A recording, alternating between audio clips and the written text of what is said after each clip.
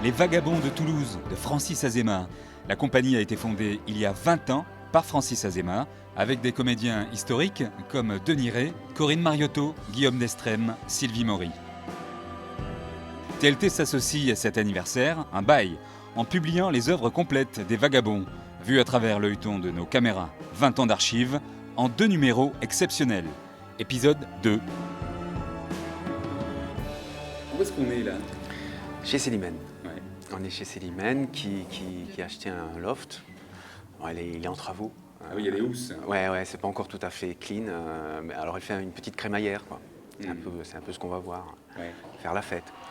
Alors cette crémaillère, là, cette sorte de surboom techno, elle fait peur, on dirait des sortes de vampires. Là, Ouais, c'est ça. Ouais, ils sont là, ils sont assez... ils vampirisent un petit peu Célimène, ils essaient de se l'accaparer, ils sont partout chez eux, ils n'ont aucune distance. Je veux dire, ce sont des gens qui représentent aussi une forme d'opulence, où il n'y a pas de souci, il n'y a pas derrière, on sent que l'argent, que le métier, que tout coule à flot, donc on peut se permettre toutes les... Il ne s'agit pas non plus de dire que c'est pas bien, je veux dire, il s'agit simplement de constater que ça existe aussi, qu'il y a des gens comme ça qui vivent dans ça. Il y a des gens qui sont piégés par ça. Ouais, qui sont complètement dans cette apparence-là, et si on essaie de gratter derrière, il n'y a pas grand-chose aussi chez eux, et ça fait mal. On se fait du plaisir à tout prix, quitte à aller très loin parfois dans une violence comme ça, où la mort côtoie parfois l'orgasme.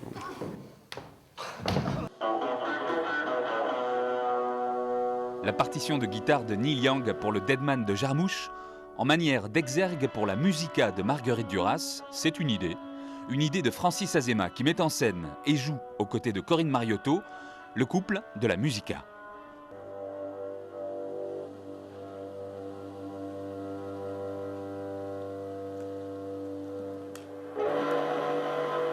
C'était trop entendre la vérité 2 ans après. C'est intéressant.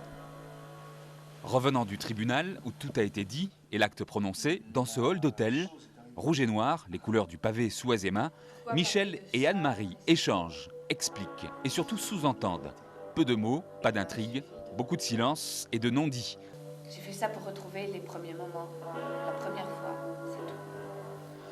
Les hommes et les femmes, au théâtre aussi, c'est le grand problème. Une guerre à plusieurs niveaux, psychologique, sexuel, social.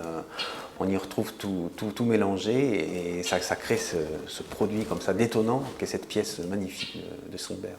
On peut dire ça comme ça. Comment comme ça? C'est un peu comme la demoiselle qui a eu elle-même un fiancé. Mais nous étions officiellement fiancés. Il est un des premiers auteurs à parler du désir féminin, à oser mettre ça. Bon, ça se paye très cher à l'époque, mais au moins il en parle, et on voit aussi que ça porte. En tout cas, ça a porté ses fruits. La pièce a été censurée à la création. C'est une pièce qui a mis du temps à exister, mais on y trouve dedans matière à réflexion, aujourd'hui encore.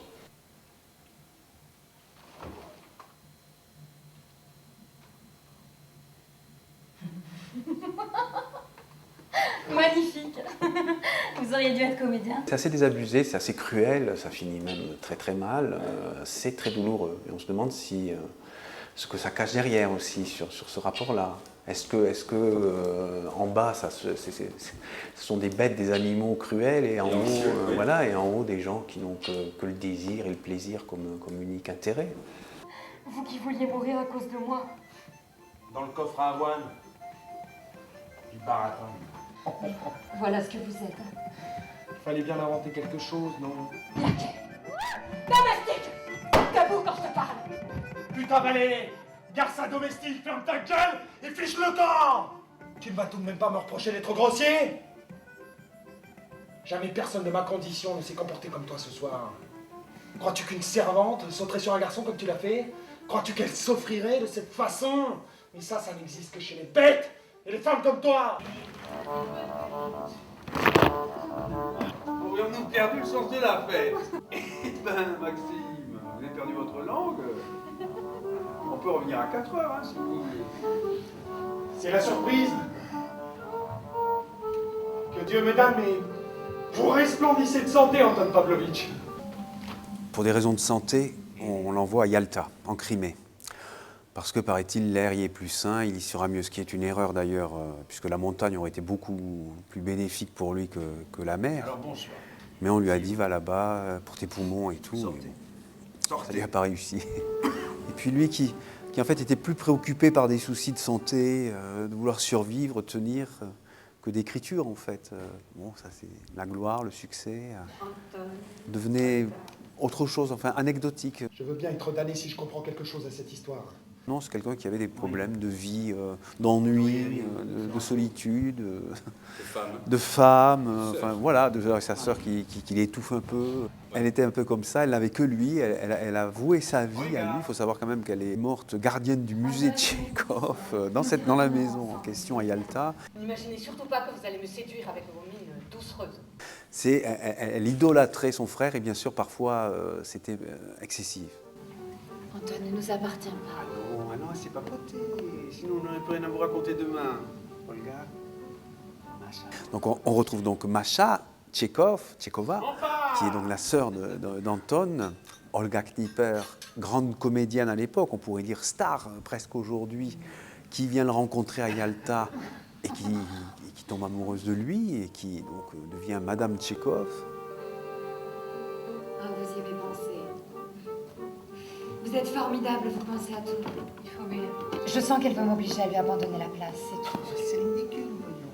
Marie ne peut pas vouloir une chose pareille. On retrouve Ivan Bounine, son vieil ami, qui est devenu par la suite, on le sait moins, mais lui aussi écrivain et prix Nobel de littérature en 1936, et qui a écrit aussi une biographie de Tchekhov dont s'est inspiré Céline Montserrat, et Maxime Gorky, le jeune Maxime Gorky qui venait voir son maître, qui était un fou de Tchekhov et qui lui aussi, on le voit, petit à petit progresse, débute comme un jeune révolutionnaire et finit déjà comme un auteur reconnu, affirmé. Olga, j'ai peur. Céline Montserrat a vraiment puisé dans les lettres de Tchekhov. Il y a des passages entiers qui sont vraiment tirés de lettres, et ce sont les mots exacts de Tchekhov, donc, ou d'Olga Knipper, son épouse. Donc on retrouve vraiment, c'est une mise en théâtre de la vie de Tchekhov avec beaucoup de fidélité.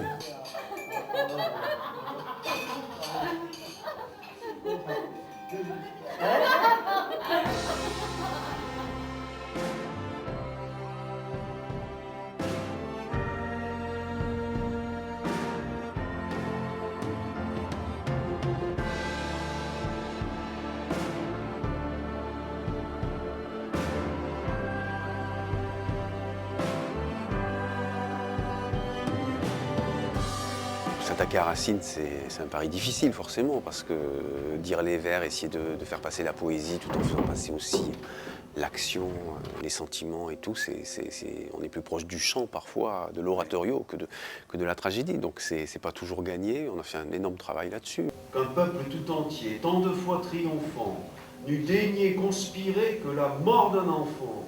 C'est-à-dire essayer de voir vraiment comment ça nous parle aujourd'hui, qu'est-ce que ça représente pour nous aujourd'hui, qu'est-ce qu'on a envie de dire à travers ça, comme si on le disait aujourd'hui. Me cherchiez-vous, madame? Et ce petit décalage crée une dimension poétique et étrange, très belle. Dussé-je, après 10 ans, voir mon palais en cendres? Je ne balance point, je vole à son secours. Je défendrai sa vie aux dépens de mes jours. De tout ce que tu vois, tâche de ne rien croire. Crois que je n'aime plus. Vante-moi ma victoire. Crois que dans son dépit, mon cœur est endurci. C'est une pièce pour femmes, c'est une pièce de femme. Je le plains. D'autant plus qu'auteur de son ennui, le coup qu'il a perdu n'est parti que de lui. C'est ce qui est beau aussi dans Andromaque. Non, je ne serai point complice de ces crimes. Et toi là. Oui, toi. Mais qu'est-ce que tu t'imagines d'en aller comme ça? Tu n'entends pas? Je te parle tout de même. Oui, je te parle. C'est une écriture d'aujourd'hui et qui a comme vertu de se dégager justement de la littérature un petit peu. Ce sont des gens qui ne savent pas parler, qui essaient, qui ont du mal à formuler, qui bégayent, qui reprennent. Et le spectateur est petit à petit amené à devoir finir les phrases parce qu'eux n'y arrivent pas. Ouais. Mais voilà, c'est une rencontre de hasard qui fait que toute une vie bascule, explose comme ça. Ce petit battement d'aile du papillon qui fait déclencher les tornades, les orages. C'est assez fort. Un nom commençant par M. Un cycle. Et voilà, 3 pièces plus une pièce, parce que voilà, trois pièces dites conséquente, hiver, quoi, visite, c'est plus le nom, et une petite pièce de 35 minutes, Oui, ça m'arrive. violet, qui va être donnée par les élèves du conservatoire. Tu voudrais que toi et moi on parte ensemble. C'est ça que tu veux. Vrai, c'est ça que tu veux. Oui. Partir, toi et moi. Peut-être que je pourrais t'aider. C'est un miroir, les gens sont un petit peu déroutés à la sortie, ils se demandent un petit peu ce qui s'est passé, ils refusent parfois de se regarder. Et ça nous plaît, oui.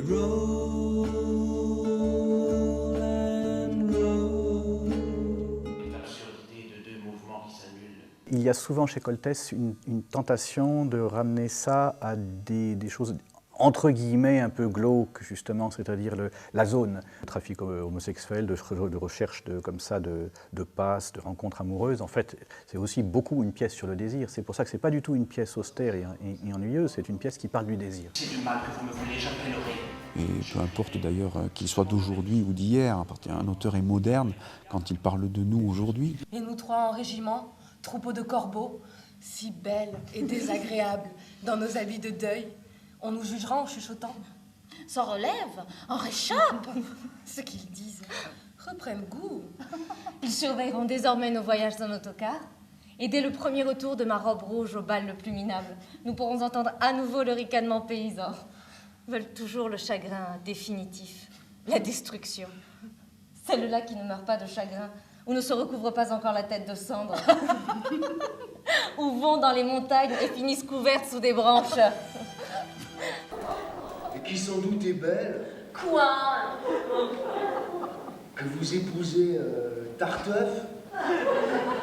Quel est le dessin où votre âme s'arrête, madame? Je ne sais. La réponse est honnête. Vous ne savez? Non. Non. C'est assez ma sûreté, madame. Et de ce pas, je vais vous contenter. Fort bien.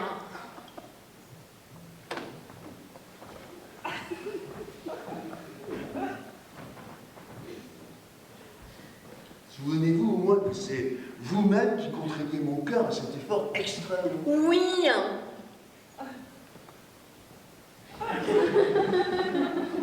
Tu crois que je suis fou?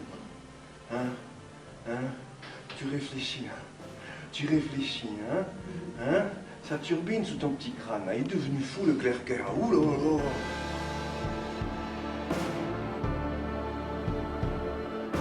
T'as entendu ce que le gosse a dit? Non? Il a dit que Godot viendra sûrement demain. Ça ne te dit rien? Il n'y a qu'à attendre ici. Tu es fou, il faut s'abriter. Viens, il commence à faire froid. Fais-moi penser d'apporter une corde, Thomas. Oui, viens. C'était une histoire de vagabond 1994-2014 à suivre au Théâtre du Pavé.